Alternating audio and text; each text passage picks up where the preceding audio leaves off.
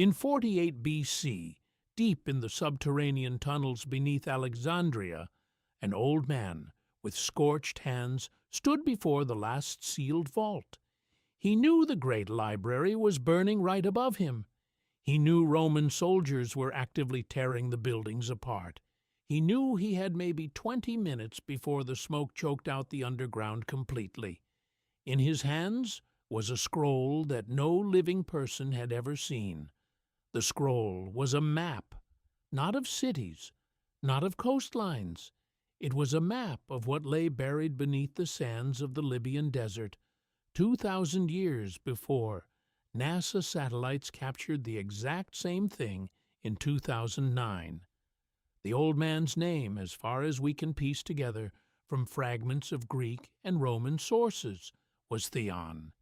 He was the last librarian of Alexandria, and what he smuggled out of that burning building that night never made it into the official history books, because the people who found his body 3 days later took everything he had on him, and they ordered his name to be erased from history.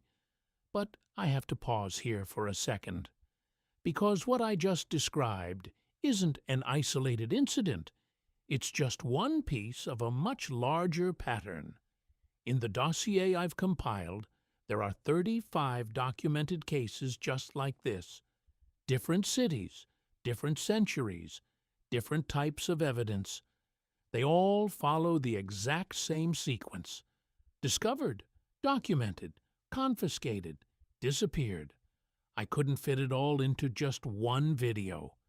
It's in the pinned comment down below. Go find it before we keep going. In the mainstream historical narrative, the Library of Alexandria was just a massive collection of scrolls. We're told it burned down by accident. The fire supposedly started when Julius Caesar ordered the Egyptian fleet to be burned in the harbor, and the flames just happened to spread to the city. It was a tragic accident, just collateral damage from a military op. In this version of the story, there are no heroes, no villains, no cover-up. In this version, the fire wiped out anywhere between 40,000 and 400,000 scrolls. We don't actually know the exact number because the ancient sources can't even get their stories straight. And supposedly, everything that was lost were just early drafts of texts that survived somewhere else anyway. If you crack open any high school textbook on ancient history, that is exactly what they'll tell you. The problem is, it's almost entirely a lie. And the people who wrote those textbooks knew it was a lie, because the evidence proving otherwise has been sitting in the Vatican Archives, the British Museum, and the Leiden University Library for hundreds of years. They just were never translated into English. Or if they were published in limited runs of 300 copies and left to collect dust on shelves no one ever checks. The reality is, the Library of Alexandria wasn't just a single building, it was a massive complex. The main repository, the Bruchion, was located in the royal quarter of the city. But the underground levels went 4 stories deep, partially carved right into the limestone bedrock, and partially built from massive granite blocks brought all the way from Aswan. These basements weren't just an archive.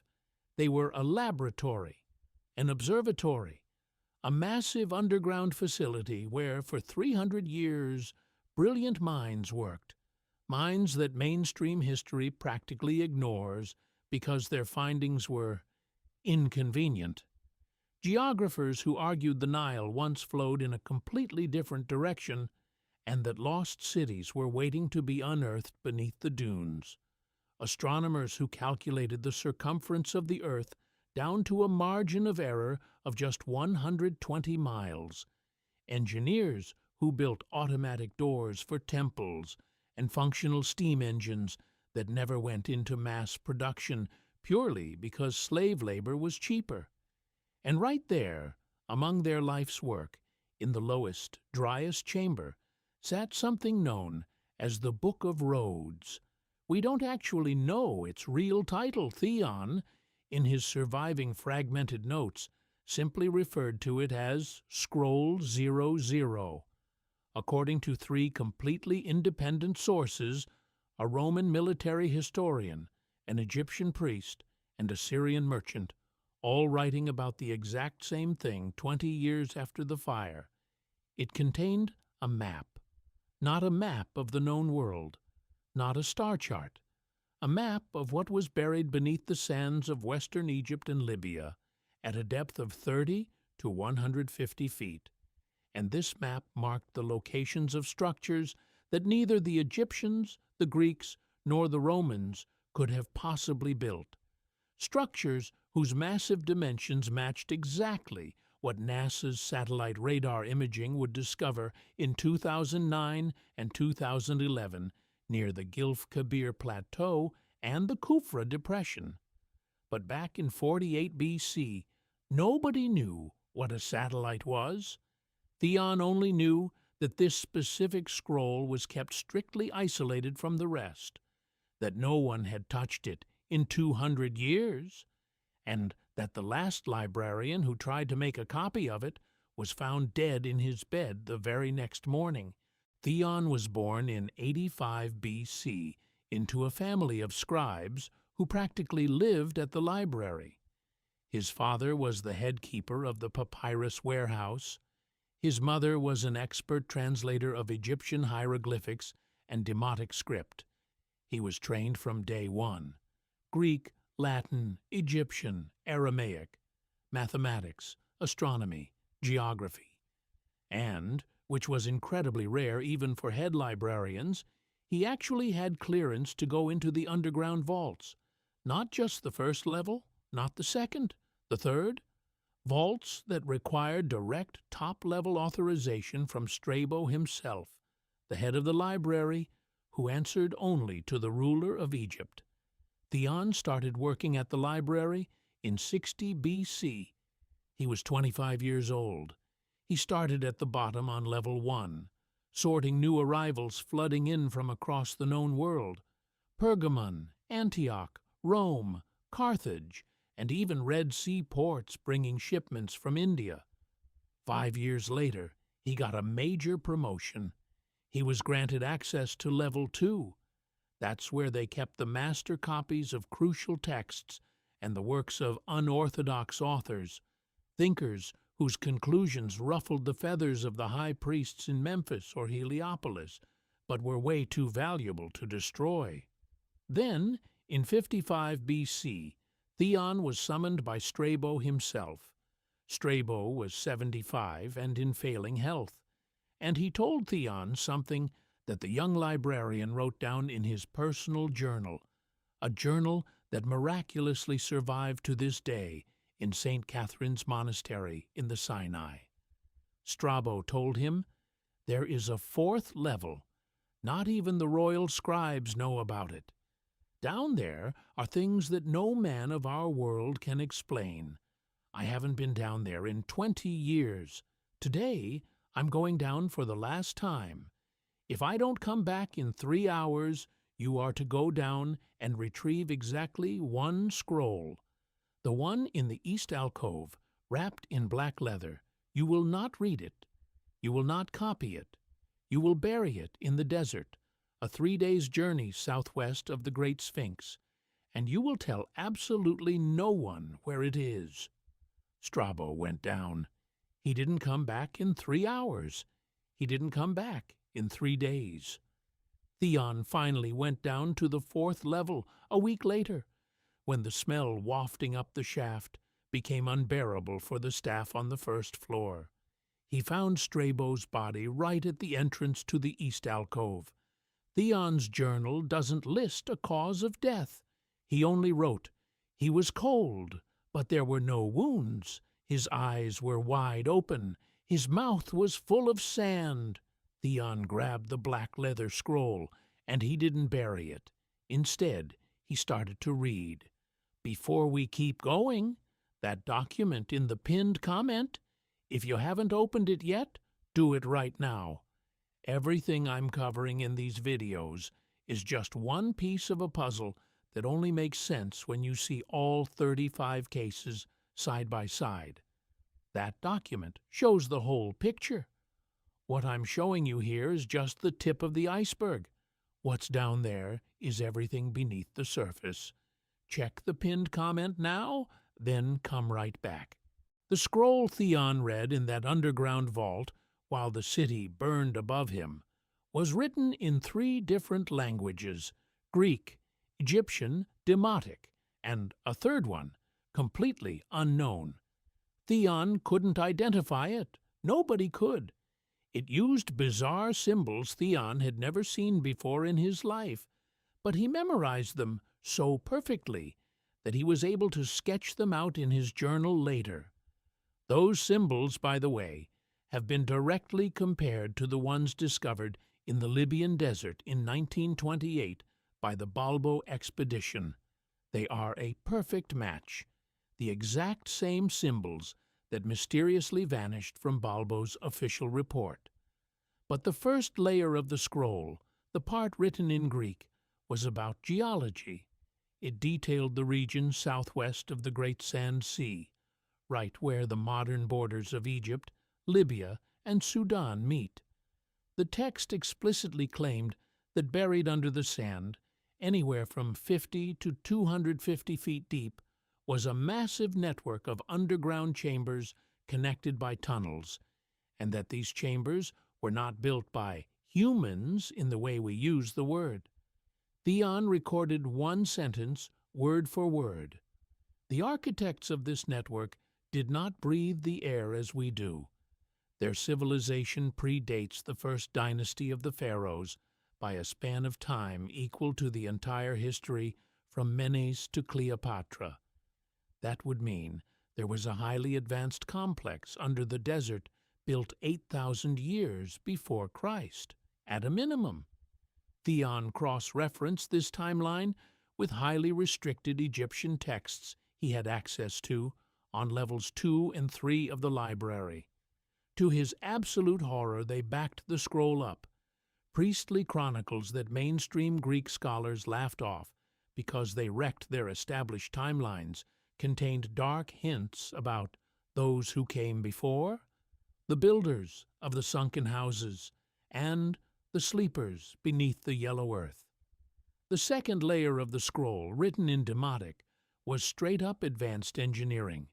It described a device Theon called a water bell. It supposedly had the power to draw massive amounts of water from deep underground without any visible moving parts, relying purely on the pressure and temperature differentials between the scorching day and freezing night on the surface. Theon actually ran the math in the margins of his journal. His calculations proved that a machine like this could irrigate the entire Nile Delta without anyone needing to dig a single canal or use beasts of burden. He never built it. He ran out of time. But he documented the underlying physics in such granular detail that a 20th century engineer could probably prototype it in a few weeks. Those specific notes, by the way, were part of a copy that somehow made its way to the Vatican in the 1300s, only to mysteriously vanish in 1512. Right around the exact same time, the librarian who tried to publish them also vanished. Let's fast forward 2,000 years. In 2009, a joint satellite mission between NASA and the Egyptian Space Agency ran a deep penetrating radar scan over the western desert. The official mission? Looking for underground aquifers. The results were briefly published online, and then quickly and quietly scrubbed from almost every database. But in the original report, which you can still dig up in certain university archives if you know exactly where to look, it states in plain black and white, the radar picked up massive anomalies near the Gilf Kebir Plateau and the Kufra Depression, perfectly rectangular structures, buried 60 to 200 feet deep, measuring anywhere from 600 to 1,500 feet long. Their geometry totally defied natural geological formations. Their thermal signatures were completely anomalous compared to the surrounding bedrock. And there weren't just 2 or 3 or 5 of them, there were 34. The official government explanation?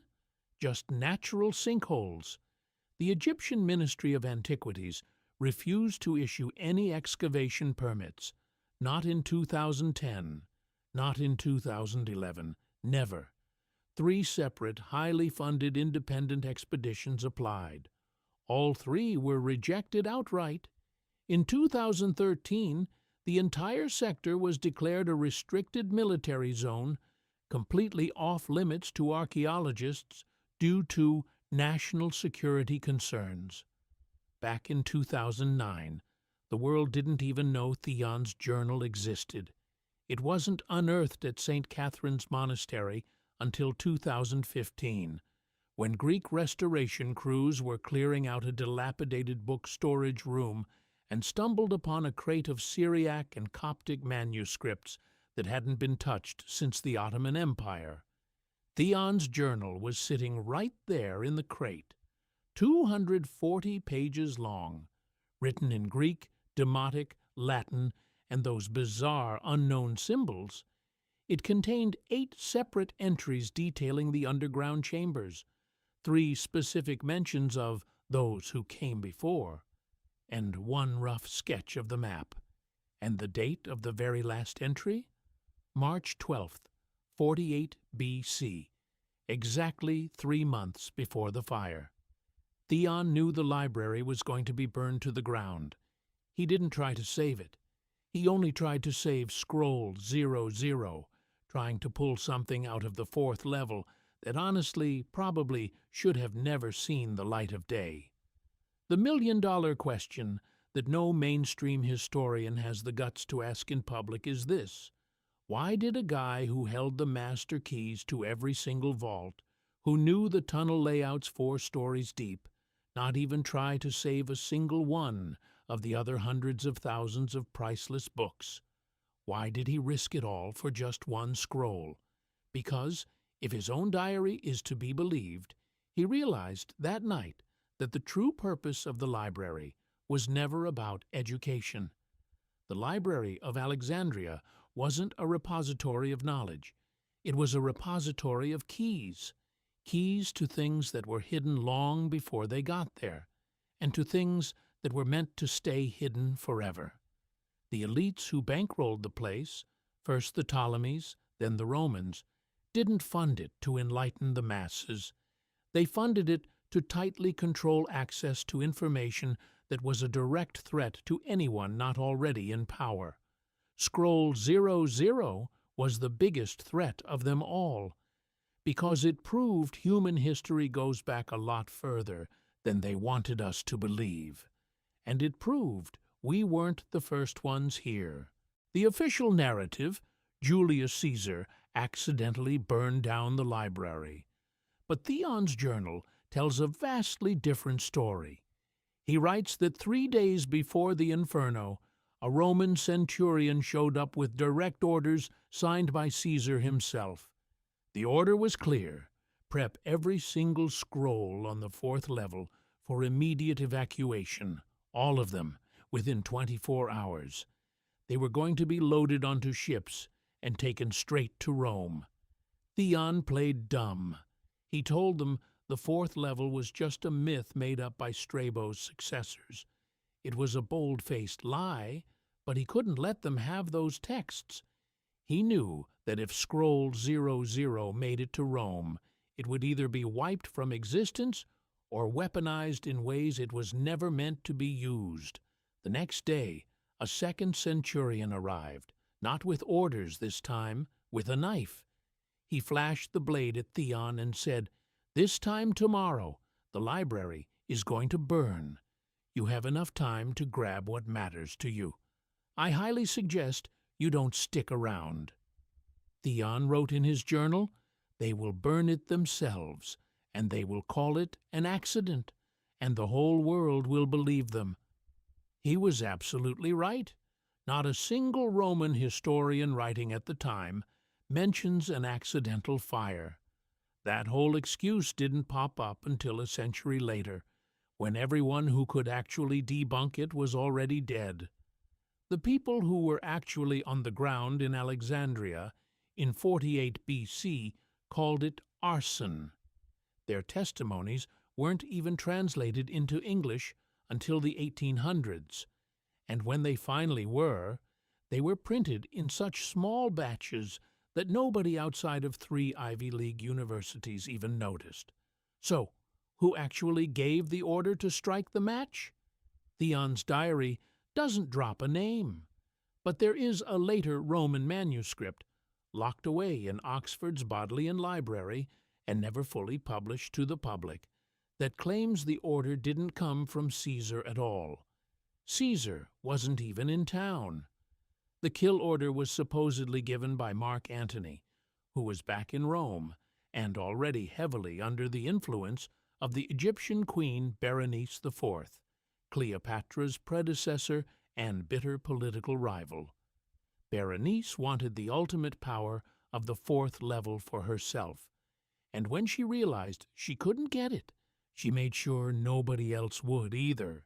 Theon managed to escape the underground through a northern access tunnel that spit him out right into a district already consumed by flames. He was clutching scroll 00, tightly wrapped in oilcloth, along with his personal journal. Everything else, dozens of priceless scrolls he had painstakingly copied by hand over 12 years, was left to burn. He made a break for the harbor. He had enough cash on him to book passage on a ship to Crete, but halfway there he was intercepted by a group of men not wearing any military uniform. 4 of them. They didn't speak Greek. They spoke Latin, but with a weird accent Theon couldn't place. They took the scroll, they took the journal, they patted him down, and found a small leather pouch hanging around his neck. Inside that pouch were 3 pages physically ripped from scroll 00, the pages containing the raw sketches of the unknown alien language. They left the pouch, but they took absolutely everything else. Theon's body was discovered 3 days later in an alleyway right up against the city wall. Cause of death: blunt force trauma to the back of the skull. He was dumped into a mass grave alongside a couple hundred other civilian casualties of the fire. That little pouch with those 3 pages was eventually handed off by his nephew to a Greek merchant, who smuggled it into the Sinai and gave it to the monks at St. Catherine's. And those pages sat there in the dark for 2,000 years, in a crate, reunited with the journal Theon had been keeping since 60 BC. But the journal was missing its final pages. Theon didn't have time to finish them, or he did, and the hit squad took them along with the scroll. We're probably never going to know. The official narrative says, "The Library of Alexandria burned down by accident. The lost texts were no big deal. Nothing of real value was lost forever." Theon's eyewitness account, which we can meticulously reconstruct from his journal, and those 3 surviving pages of scroll 00, tells us something entirely different. The library was intentionally destroyed, and they didn't just torch random books. They specifically targeted the highly classified documents on the 4th level, documents that completely broke the historical timeline pushed by the emperors and the high priests, documents containing advanced engineering physics that mainstream science wouldn't figure out for another 2 millennia, and documents pointing directly to massive subterranean complexes hiding under the desert, complexes that NASA satellite imaging objectively confirmed existed in 2009. The question Theon is screaming at us across 2,000 years of history is incredibly simple. Why hasn't a single official archaeological team been allowed to dig under Gilf Kabir? Why is the entire zone militarily restricted? And what exactly did NASA's satellites lock onto in 2009 that made the government scrub the data from public servers in under a month? That document I mentioned at the start, the one pinned in the comments, has the full master list of all 35 times the mainstream narrative completely contradicts the actual survivors' testimonies. Alexandria is just one piece of the puzzle. There are 34 others, and every single one hits the exact same beats: discovered, documented, confiscated, disappeared. Theon died in a dirty alleyway with nothing. Scroll 00 vanished without a trace. 3 loose pages covered in an unreadable language are the only physical evidence left of 300 years of revolutionary work that was wiped out in a single night. But Theon's journal survived. It was found, and it was translated. For the very first time in 2017, fully translated, including all the demotic sections and his attempts to decode that third, impossible language. That translation proved that Theon wasn't just a guy organizing books. He was the gatekeeper to a secret older than Rome, older than Greece, and older than Egypt itself. A secret that screams, "There are things buried under the sands of the Sahara that are absolutely not meant to be found."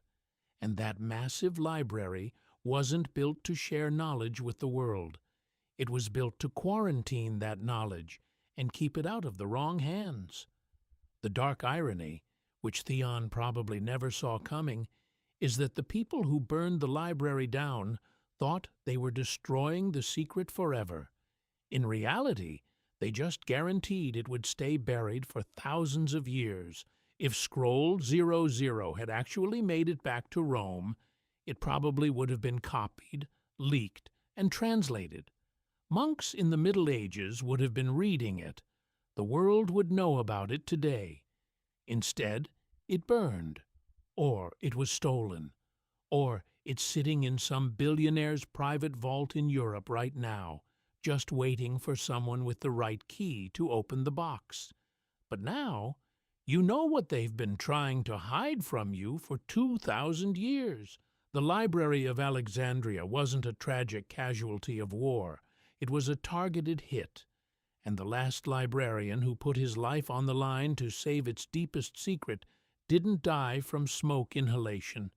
He was murdered by a hit squad who desperately needed the truth to stay buried. If this deep dive completely changed how you look at ancient history, send it to someone who actually pays attention to the details. Let me know, down in the comments, what part of this blew your mind the most.